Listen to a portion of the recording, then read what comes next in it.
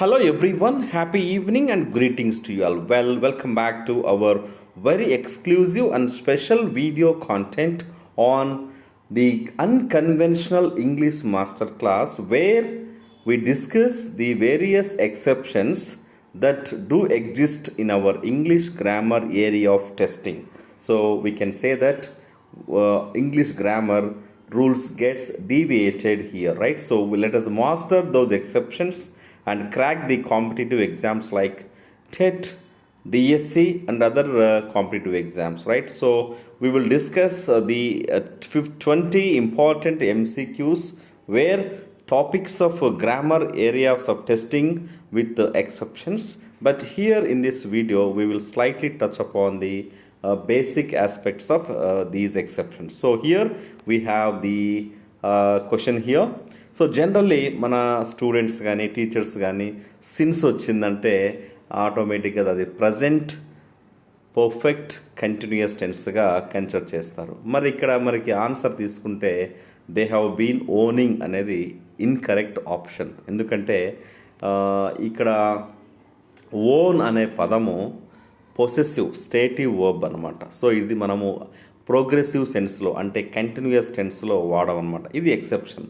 So ఇది correct answer ఏంటంటే they have owned this house since 1982. So same మీనింగే, కానీ ఇక్కడ ఓనింగ్ అనే పదం వాడడం. సో 1982లో వాళ్ళు దాన్ని హౌస్ కొనుక్కున్నారు, ఇప్పటికీ ఉంటున్నారు, ఇంకా అది వదలలేదు, అమ్మలేదు. సో ఈ కాంటెక్స్ట్లో మనము రూల్ ఎక్సెప్షన్ మనము నేర్చుకున్న రూల్ని డివేట్ అవుతూ చాలామంది ట్రాప్ అవుతారనమాట. డిఎస్సి ఎగ్జామ్లో కానీ, కాంపిటేటివ్ ఎగ్జామ్లో కానీ, టెట్ ఎగ్జామ్లో కానీ.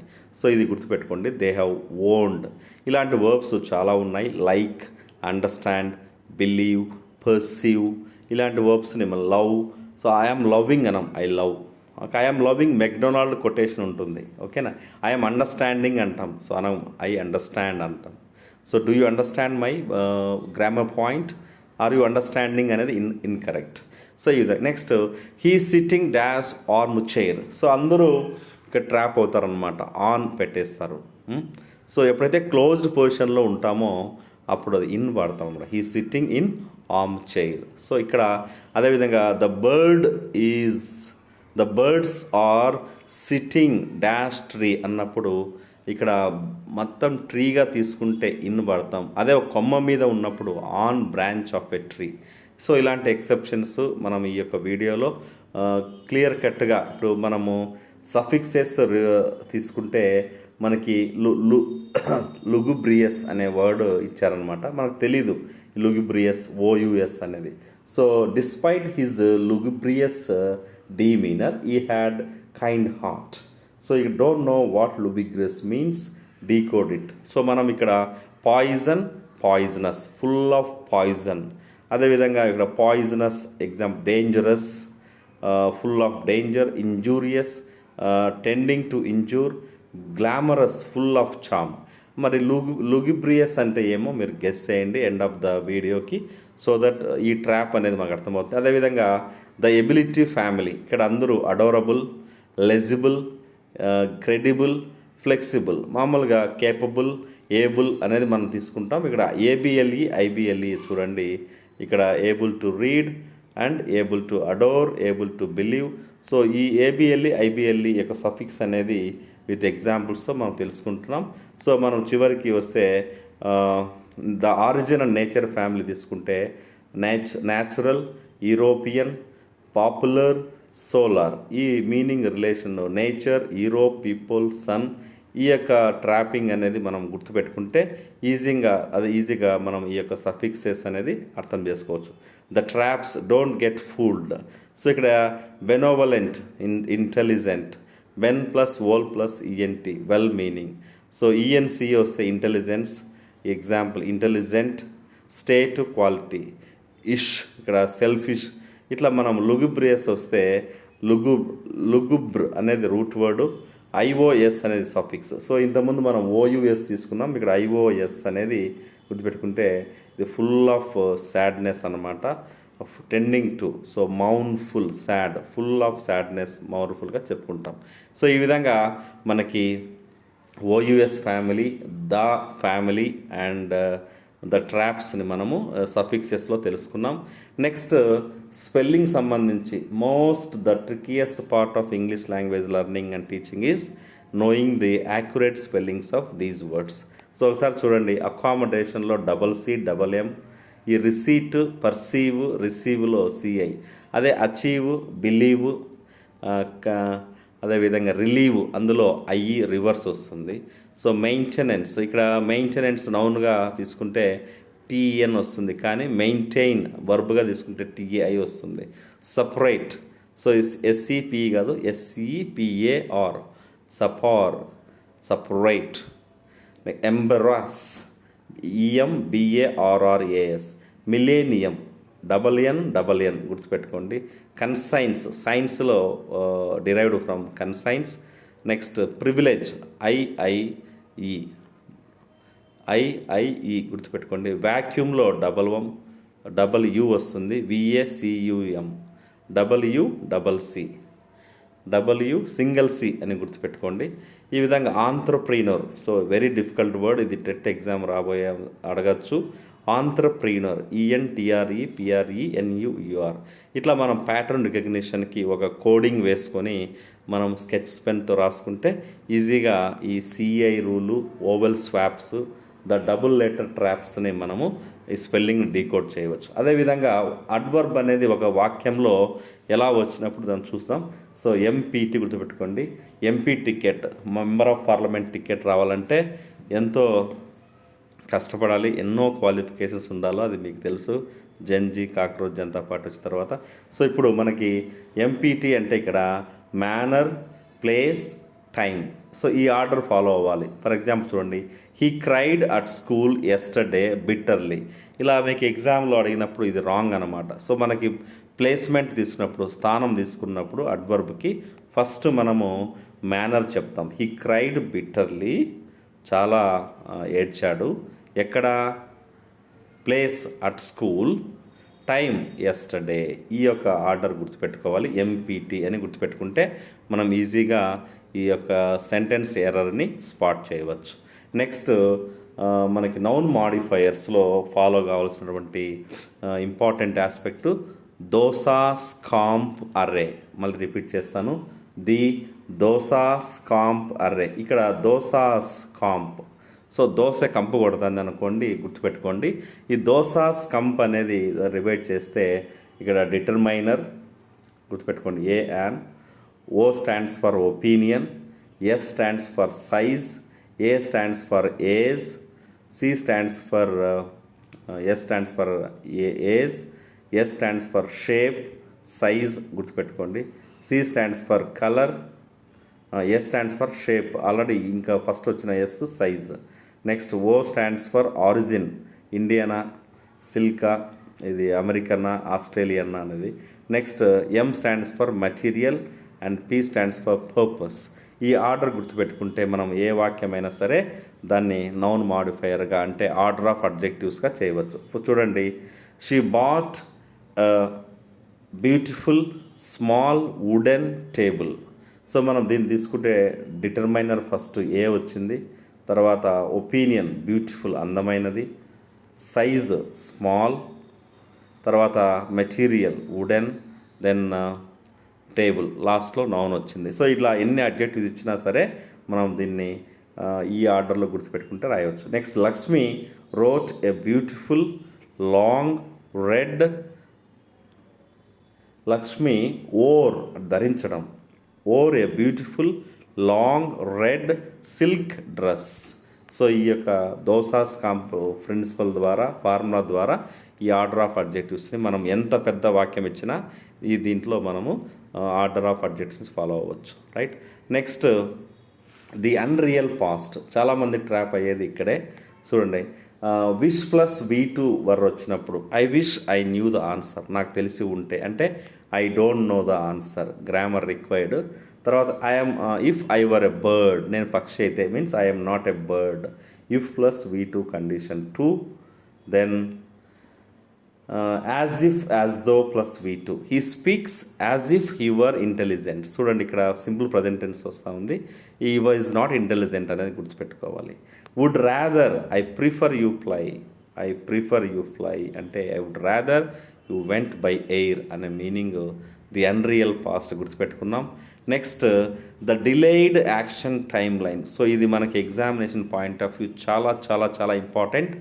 It's time I must go home, I had gone home, I went home, I should go home అని వచ్చినప్పుడు ఆల్వేస్ గుర్తుపెట్టుకోండి సబ్జెక్ట్ ప్లస్ V2 అనేది గుర్తుపెట్టుకోవాలి. It's time I went home అంటే ఏమి, యాక్షన్ డిలే అయింది. Because the ideal time for the action is already in the past, the verb must also be in the past form. ఈ రూల్ని ఎక్సెప్షన్గా మనము action should have happened here but still hasn't happened. ఇది మనం గుర్తుపెట్టుకోండి. ఈ యొక్క లీనియర్ ఈక్వేషన్లో ఈ సరళ రేఖలో యాక్షన్ జరగాల్సి ఉంది పాస్ట్లో కానీ జరగలేదు ఇప్పటికీ అన్నప్పుడు V2 తీసుకుంటాం. So example, it's time he passed the exam. ఈ పాటికి పాస్ అవ్వాల్సింది కానీ మన కర్మ పాస్ కాలేదు, రైట్.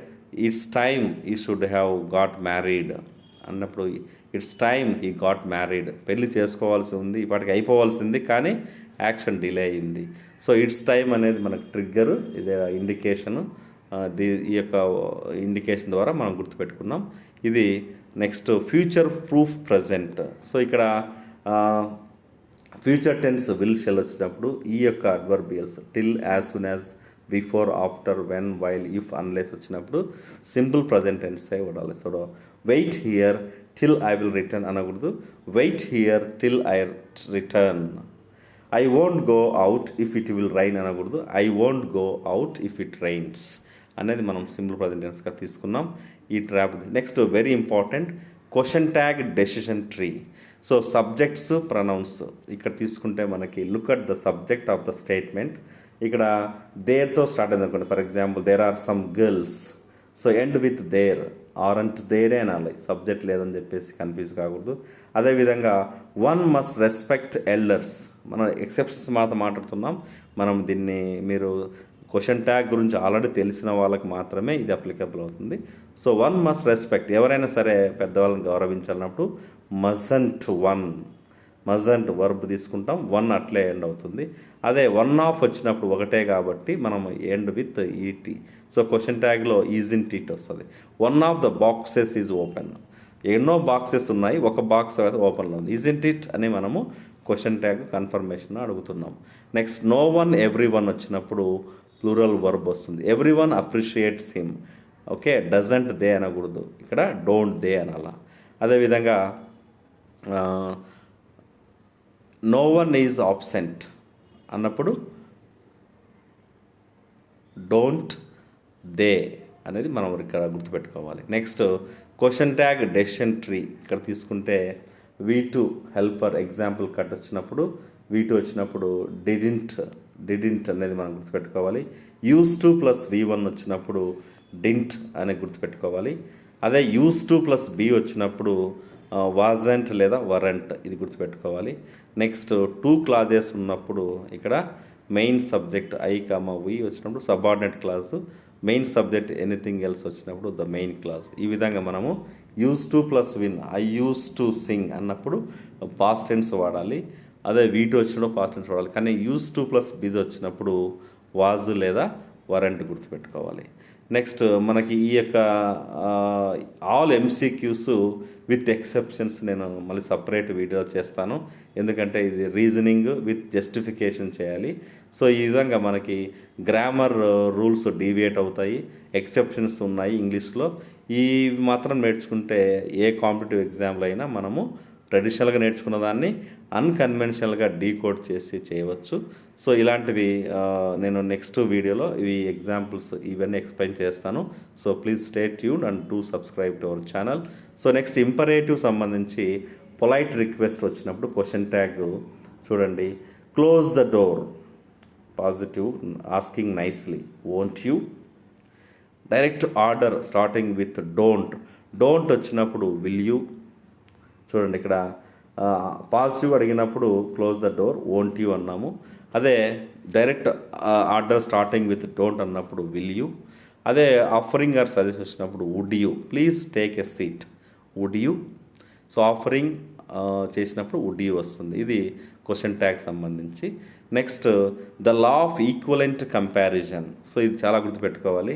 ఇక్కడ డిగ్రీస్ ఆఫ్ కంపారిజన్ సంబంధించి a person must be compare to person, a place to place. అదేవిధంగా ఈ యొక్క టిప్ని గుర్తుపెట్టుకొని subject a subject b. So rules of balance, the law of equivalent comparison. చూడండి, the climate of Punjab is better than Bihar. ఓకేనా, ఇది wrong అనమాట. ఎందుకంటే ఇక్కడ ఈక్వలెన్స్ అనేది లా ఆఫ్ ఈక్వలెంట్ కంపారిజన్ జరగలేదు. The climate of Punjab is better than that of Bihar అనేది singular matching. అదే ప్లూరల్ వస్తే her nails are longer than her husband. ఆమె యొక్క గోర్లు ఆమె హస్బెండ్ గోర్ల కన్నా, అప్పుడు ప్లూరల్ మ్యాచ్ కాబట్టి దాన్ దోస్ ఆఫ్ అని గుర్తుపెట్టుకోండి. Never use double comparatives. So when comparing two qualities in one person use more plus positive degree. So she is more brave than strong. రెండు పాజిటివ్ క్వాలిటీస్ని కంపేర్ చేసినప్పుడు more plus positive degree అని గుర్తుపెట్టుకోవాలి, right. So ఈ విధంగా మనకి అదేవిధంగా some any positive స్టేట్మెంట్స్లో ఐ హ్యావ్ సమ్ బుక్స్. అదే would you like some coffee, ఇది quantity positive context. Would you like some tea, I need some help, request. అదేవిధంగా అన్స్పెసిఫైడ్ క్వాంటిటీస్లో నాన్ పాజిటివ్ కాంటెక్స్లో negative. I don't have any idea, I don't have no idea అనకూడదు, double negative అనమాట, right. Next do have any questions, conditionals. Let me know if you find any errors. ఈ విధంగా some any. అదేవిధంగా order of sequences, adjectival ఆర్డర్ని ఈ విధంగా dosas కాంప్ ద్వారా, unreal పాస్ట్లో విష్ ప్లస్ V2 వర్, తర్వాత క్వశ్చన్ ట్యాగ్స్లో ఈ విధంగా ఎవ్రీ వన్ వచ్చినప్పుడు వర్బ్ ప్లస్ దే. అదే V2 వితౌట్ హెల్ప్ వచ్చినప్పుడు didn't. Singular match than that of, plural match than those of. ఈ విధంగా గుర్తుపెట్టుకోవాలి. సో నెక్స్ట్ వీడియోలో మనకి ఎక్స్క్లూజివ్గా ఈ గ్రామర్ రూల్స్ ఏవైతే మనము డివేట్ అవుతున్నామో ఈ 15 బిట్స్కి మనము తెలుసుకుంటే ఏ కాంపిటేటివ్ ఎగ్జామ్లో అయినా మనకు కంపల్సరీగా 2 నుంచి 4 మార్కులు ఎక్సెప్షన్స్ పైనే వస్తాయి. సో దీన్ని డిస్కస్ చేసుకుందాం. So wish you all happy learning and keep learning. Do take care. జై హింద్.